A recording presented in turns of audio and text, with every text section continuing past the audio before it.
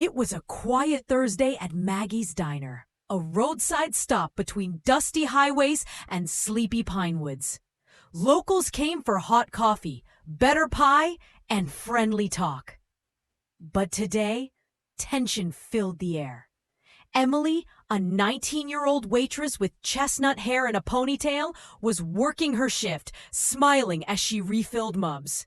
Her father, Frank Dalton, a blind retired Marine, had raised her alone after losing his sight in Afghanistan. He taught her strength, courage, and kindness. That kindness was about to be tested. The door creaked open. 5 rowdy bikers walked in, wearing Dead King's MC patches. Loud and rough, they made the diner go silent. Emily stayed calm, approached with menus and a smile. But they weren't there for coffee. They leered, made crude comments. When she walked away, their leader Rico grabbed her wrist. "Where you going, sweetheart?" he sneered. "Just trying to get to know you."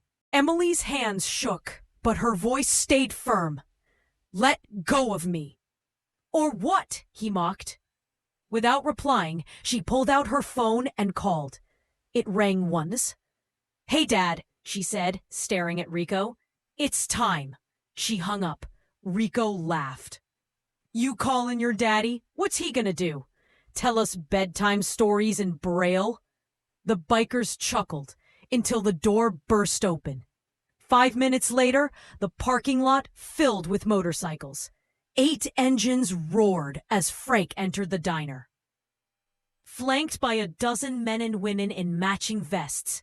Not gang members, veterans. Marines, Army, Navy, all members of the Guardian Riders, a group Frank founded to protect youth, veterans, and families. Wearing sunglasses, Frank spoke with steel in his voice. "I heard someone was bothering my daughter." The diner went dead silent. Rico stood, suddenly unsure. "Hey, we were just playing." "You touched her," one rider growled. "That's not playing." Voices rose. No punches thrown, but the Dead Kings were outnumbered and overwhelmed. They left, escorted out, warned never to return. Afterward, Frank turned to Emily. "You okay, kiddo?" She nodded, eyes wet. The patrons clapped. The message was clear. Don't mess with a veteran's daughter, especially when she's one call away from an army. As things calmed, Maggie poured coffee for Frank and his crew. The diner buzzed with chatter. Frank sat in a booth beside Emily, her hand in his. "You handled yourself well," he said. "I was scared." "That's okay. Courage means doing the right thing even when you're scared." Reggie, Frank's Marine buddy, pulled up a chair. "We did good today, but this ain't over." Emily looked worried. "What do you mean?" "Dead Kings don't back off easy."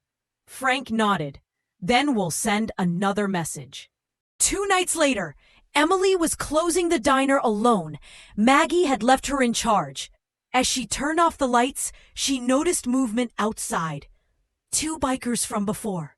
No Rico, but enough to scare her. She locked the door. One tapped the glass. "We just want to talk, girl. Don't be rude." Emily backed away, reaching for her phone. Before she could dial, headlights cut through the lot. 4 Guardian Riders arrived, parking between Emily and the threat. One dismounted, cracking his knuckles. "Is there a problem?"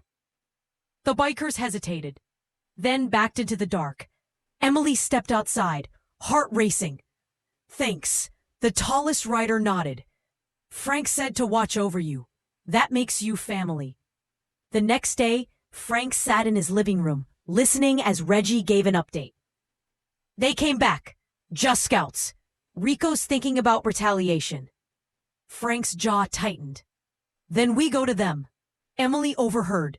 "You're going after them?" "Not for revenge," Frank said. "For safety. I won't let them make you live in fear." He made more calls, this time to veterans from other states. Marines, Navy, Army, they answered. The sky darkened. A storm approached, not from weather, but from what was coming.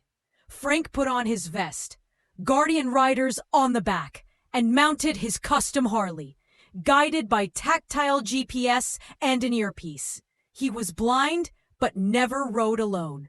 30 riders surrounded him, men and women who had seen combat, who rode for honor and for Emily. They weren't looking for blood, but they were done with threats. The Dead King's compound, a rusted bar on the edge of town, lit with broken neon signs, was their target. Inside, Rico drank and ranted. They embarrassed us. Bunch of war dogs think they scare us? One scout burst in. You'll want to see this. Rico stepped out and froze. Guardian riders rolled in, formation perfect. No weapons, no shouting, just presence.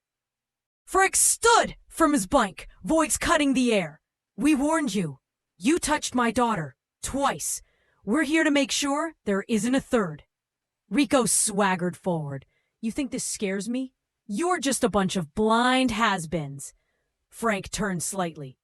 I am blind, but my friends aren't. Reggie stepped forward. We've seen combat. You're just a barroom bully in leather. Rico scoffed, but it faded as more bikes arrived. Sheriff Morales, a former Navy SEAL, stepped from her cruiser. I've got surveillance, witnesses, and half your crew already on parole. You want to keep pushing? The Guardian riders never threw a punch. But when Rico turned to his crew for backup, half were already backing away. That's when he realized his power ended the moment Emily made that call. 2 days later, Maggie's Diner was full again.